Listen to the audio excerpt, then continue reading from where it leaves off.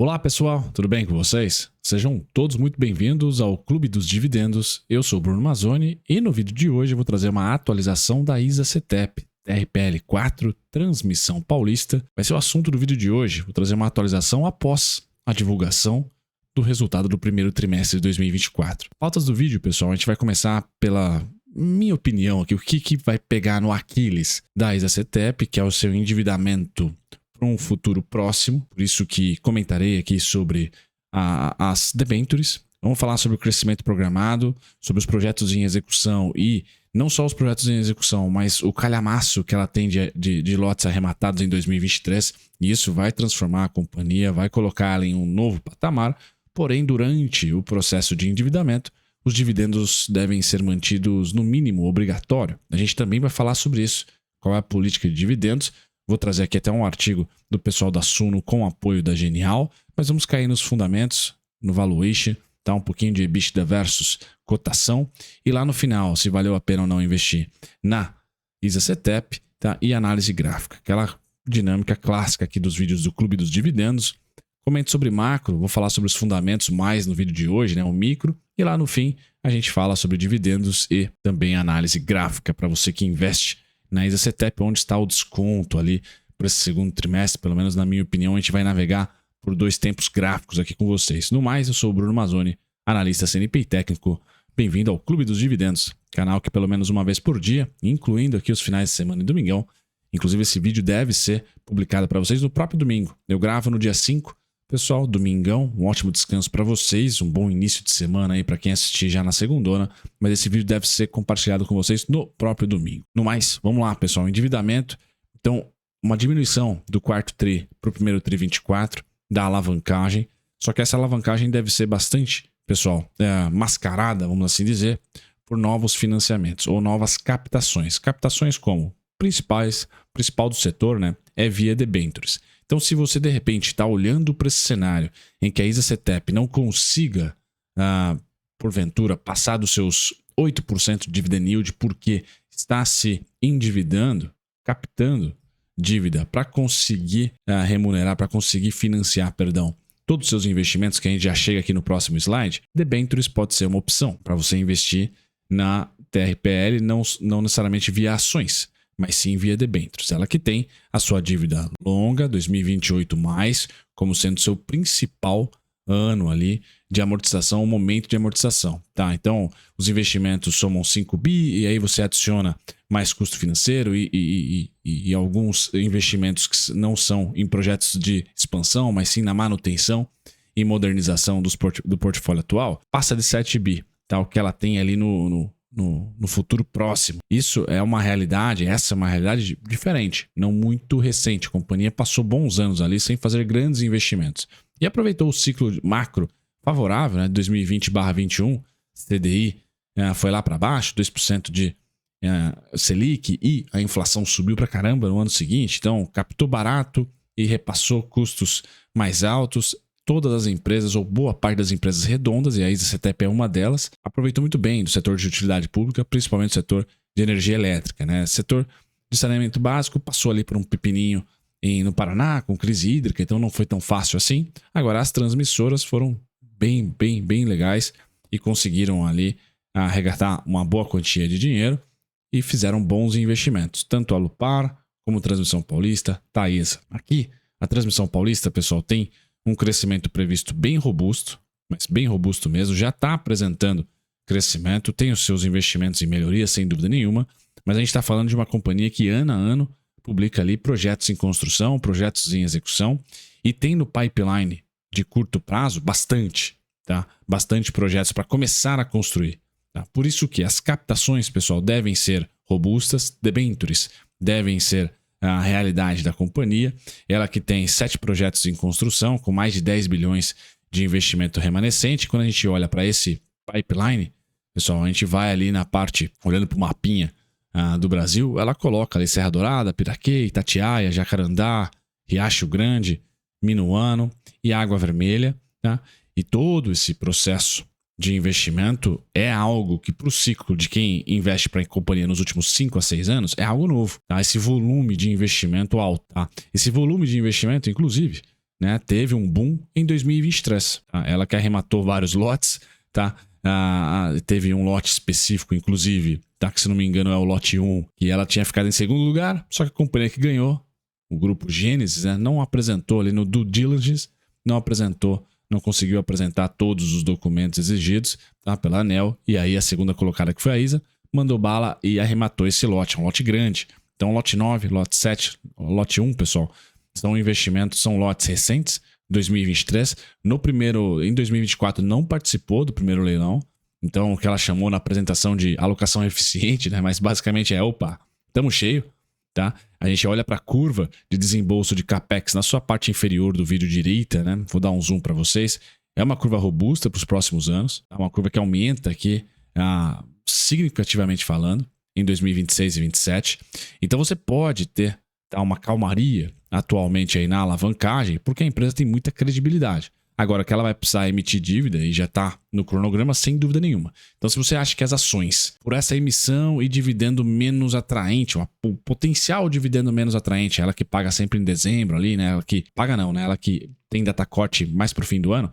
Se você acha que você vai ficar um pouquinho órfão, tá, desses dividendos, vai ver uma outra companhia ali pagar mais, de repente você pegar as suas debêntures, IPCA+, IPCA mais 6, né? O brasileiro tá craque agora em IPCA mais 6, nessa expectativa que você pode ter de um aumento do IPCA que seja ali para 4%, ou melhor, o IPCA já está 4%, está 3,91 quebrado, né? Vamos supor que você tenha a expectativa que o IPCA para os próximos 12 a 18 meses fique entre 4,5% e 5%, ou 4% e 5%, tá? Mais 6%, 11%, 10%, tá? Você vai ficar norteando ali uma companhia que vai mandar bala para você nessa rentabilidade, tá? Que bate hoje o seu dividend yield, está na casa dos seus 7 e pouquinho. Tá? Então, se de repente você achar que nos próximos 12, 18 meses é mais interessante investir nas debêntures, fale com o seu assessor. Provavelmente ele vai conseguir ter um radar muito ligado ali para uma próxima emissão da companhia. Tá? No mais, quando a gente olha para o resultado do primeiro trimestre de 2024 da ISA-CTEP, pessoal, sem nenhuma grande novidade. Tá? Reloginho ali. O que a gente sempre vai olhar e sempre vai tentar aqui transparecer para vocês, né, é a evolução da dívida, tá, para um resultado que deve não acompanhar. Tá? Então veja que um fluxo de financiamento, apesar da alavancagem, vocês terem visto no primeiro slide, né, ter diminuído, né, dívida líquida versus EBITDA, a gente percebe que o fluxo de caixa para financiamentos, FCS, aumentou. Tá? É inclusive recorde nos últimos 2 anos, 674 milhões ali de financiamento feitos no primeiro trimestre de 2024. Então aqui é só a dinâmica, pessoal. A empresa é maravilhosa para investir, principalmente para pessoa física, porque ela não tem muito free float, então o fundo fica, né, realmente ali, põe no dedo, né, porque não consegue alocar muito recurso na TRPL4, porque ela é uma small cap, não tem muito ali a free float ali para grandes fundos aportarem. Então pessoa física realmente é uma saída muito importante. A gente tem vantagens, tá, ao ser pessoa física no mercado de ações, principalmente para quem investe no longo prazo, tá, e nas small caps, porque, né, a não ser que nós sejamos aí Barces da vida, a gente vai ter capacidade de alocar bastante parte da nossa previdência em um único ativo ali. Transmissão Paulista é um deles, tá? Mas é só importante saber o ciclo da companhia entre dívida e potencial de crescimento, tá? Potencial de crescimento muito robusto, realidade diferente, só está um pouco mais para frente do que muito provavelmente a dívida vai morder no curto prazo. E aí, para não dar os covenants ali de alavancagem, ela vai ter que dançar muito bem aí com as emissões. E como eu falei, às vezes você pode achar mais interessante, tá, financiar uma debênture do que de repente aumentar a sua composição acionária nesse momento. Tá? Preço justo de Graham, pessoal, está lá em cima. Por quê? PVP baixo, dividend yield alto, EV/EBIT baixo, tá? PL baixo, tá? Então 7,3 vezes preço-lucro, 7,18% de dividend yield, 0,96 de preço-valor patrimonial e 7,3 de EV/EBIT, preço justo de Graham, tá lá nos R$ 46,94, o que representa uma margem de segurança de 80% aproximadamente.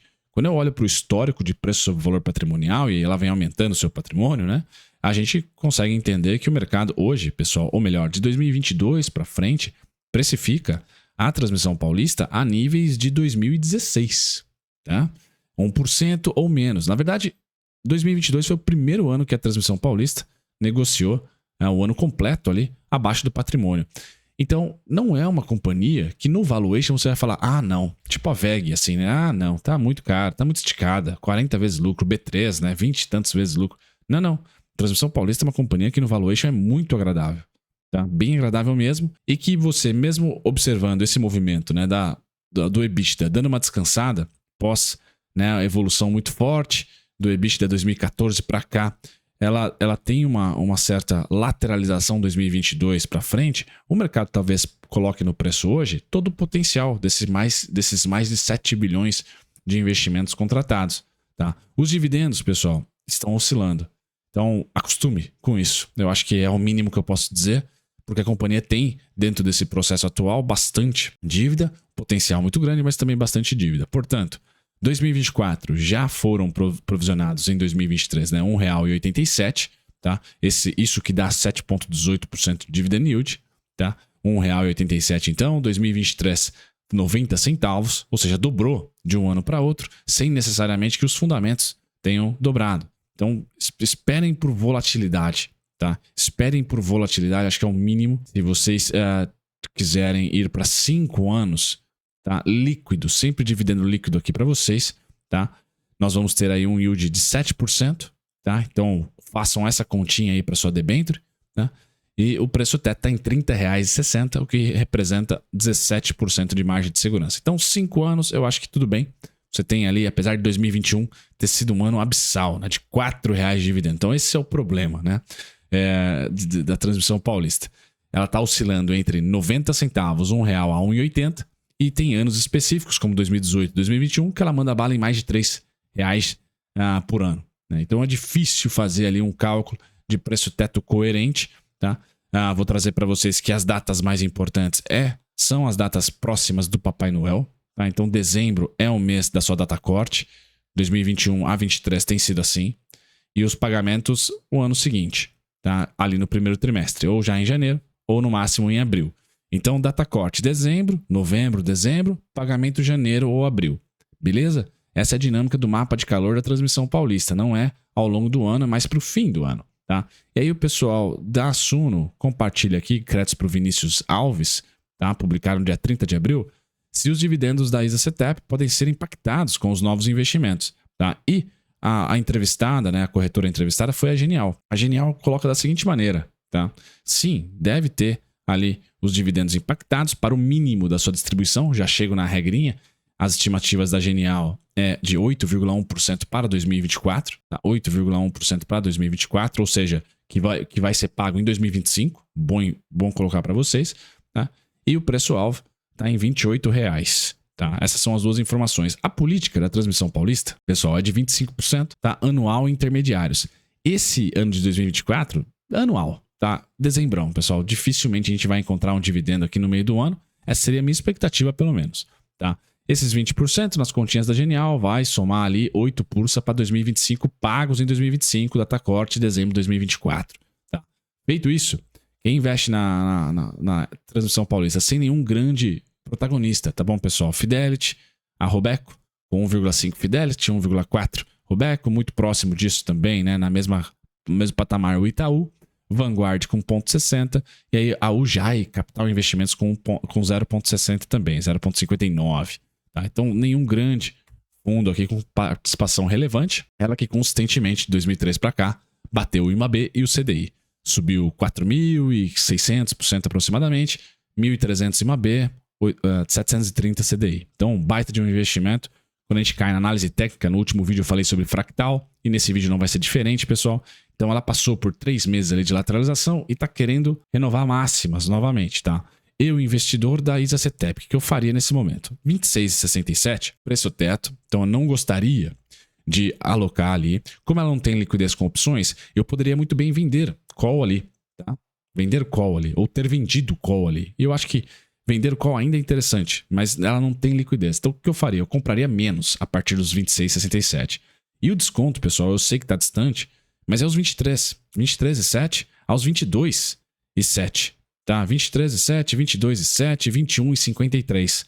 São os principais descontos. Eu sei que está distante, tá? Mas quando a gente olha para o fractal menor, né, o gráfico diário, por exemplo, tá? Nós vamos ter agora números mais legais. Sendo o quê? Ok, não acredita que ela vai ceder para os 23,7, saiba que os 26,67 é o preço teto, pelo menos para mim, e o alvo, pessoal, está em R$ 30,47. Tá? São dois alvos, na verdade. R$ 30,47 na base log, tá? E na base nominal, a gente vai para um pouquinho abaixo, R$ 29,87. Tá? Então, fractais aqui acabam ajudando você na alocação, na intensidade ou não, utilizando análise técnica para longo prazo, né? 29,87, 30,47. Para quem está com o cenário positivo e a curva de juros está ajudando nesse momento, depois de dados fracos de emprego nos Estados Unidos, tá ali a sua região para vender call, comprar put, se tiver liquidez. Acho difícil ter, tá? E o desconto, infelizmente, para o ano, tá bom, pessoal? Não é só aqui para o curto prazo do segundo trimestre, tá? O desconto para o ano a gente fala de 23,7 para baixo, tá? Infelizmente não estamos nesse desconto.